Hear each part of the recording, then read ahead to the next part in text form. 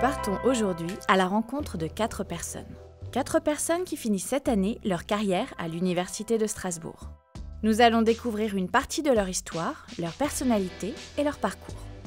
Je vous invite à rencontrer Michel Hoff, passionné par les plantes et qui a fait de cette passion toute sa vie professionnelle. Anne Jacquemin, qui nous a parlé d'Athènes, de la Grèce, de son histoire et de son amour secret pour les romans policiers.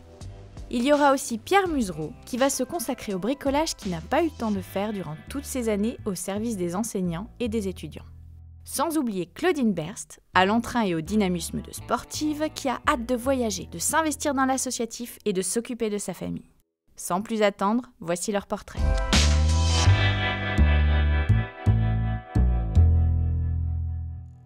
Oui, alors mon premier métier, après avoir fait une thèse à l'Université de Strasbourg, c'est d'être affecté en Nouvelle-Calédonie et de faire de la prospection botanique et de l'inventaire floristique en Nouvelle-Calédonie.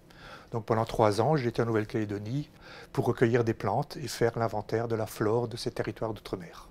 Et mon dernier métier, c'est de s'occuper de l'herbier de l'Université de Strasbourg, qui rassemble à peu près 500 000, 600 000 spécimens, de le ranger, de l'inventorier, de le mettre à la disposition des chercheurs, des enseignants et des étudiants du monde entier.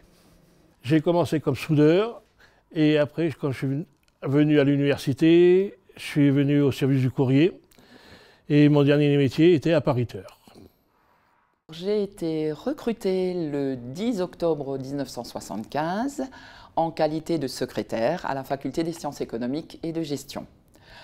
Après plusieurs concours successifs, j'ai occupé différents métiers et donc depuis 2001, je suis responsable administrative de cette même faculté. D'une façon, ça a toujours été le même métier puisque ça a été l'enseignement. Puisque on peut dire que ma première expérience professionnelle a été le stage d'agrégation, où j'ai enseigné à la fois au lycée Montaigne à Paris, en stage avec accompagné, et un LEP, un lycée professionnel à Évry. Donc 2 établissements très loin l'un de l'autre. Et mon dernier, c'est évidemment l'Université de Strasbourg, où j'ai terminé comme professeur d'histoire grecque.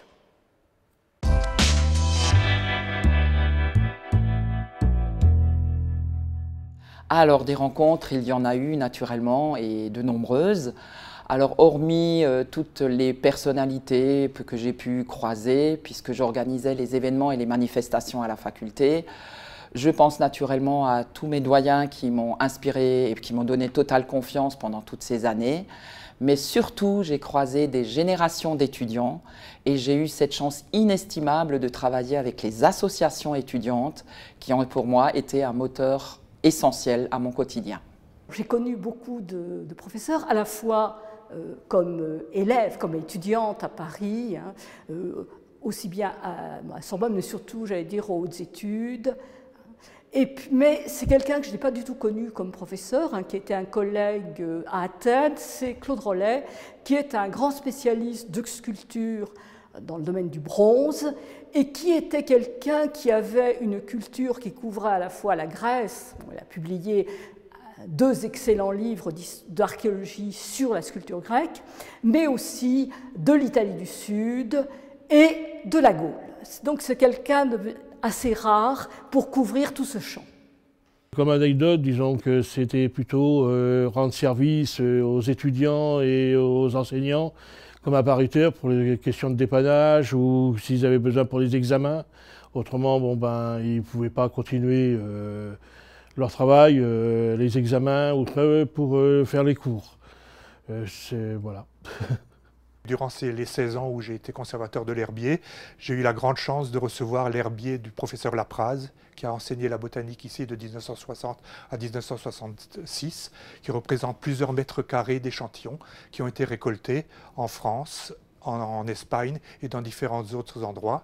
Et c'est une collection très importante, très intéressante, qui est actuellement étudiée par une bénévole de l'herbier qui fait l'inventaire de cette collection.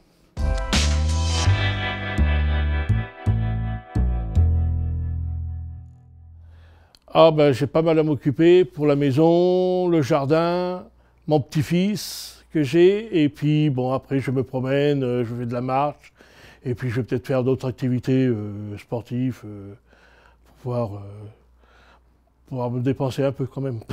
Je vais continuer à travailler pour l'Université de Strasbourg, pour l'équipe de recherche Archimède. Je vais continuer à faire des fiches pour le bulletin analytique, mais j'ai une dette assez importante envers l'École française d'Athènes, qui est la maison qui m'a formée, et j'ai donc des monuments de Delphes à publier avec l'architecte Didier Laroche. Donc on a beaucoup de projets, peut-être plus qu'il est raisonnable, mais donc nous avons des projets qui aboutissent aussi à des reconstructions sur le terrain, et donc on pourra voir.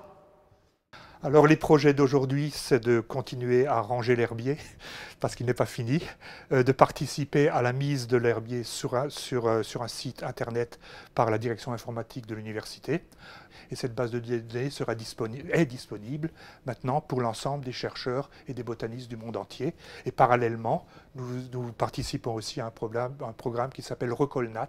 C'est un programme national qui consiste à numériser l'ensemble de nos collections, de faire une photo de chaque échantillon. Et actuellement, nous avons numérisé 32 000 échantillons et nous espérons vivement continuer à numériser les 500 000 qui restent. Ah ben c'est voyager évidemment, voir des terrains, parce qu'avec l'herbier on visite beaucoup de pays par les plantes, et donc voir un peu où ces plantes ont poussé, dans quels habitats, dans quelle végétation elles sont.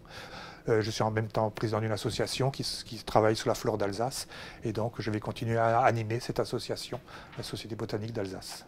Ils sont nombreux et il me faut des projets pour pouvoir savourer ma nouvelle vie. Je voudrais d'abord faire avec naturellement mon conjoint encore de beaux et nombreux voyages, découvrir de nouvelles contrées en France mais aussi dans le monde, développer d'autres activités dans mon association de gym que je préside depuis quelques années, poursuivre mon perfectionnement en anglais, faire encore plus de sport, aussi profiter de ma petite famille et de mes 2 petits-enfants. Et s'il me restait un tout petit peu de temps, je pourrais peut-être me consacrer une demi-journée par semaine à une action caritative, à des gens qui sont peut-être dans le besoin. Merci à tous et bon vent!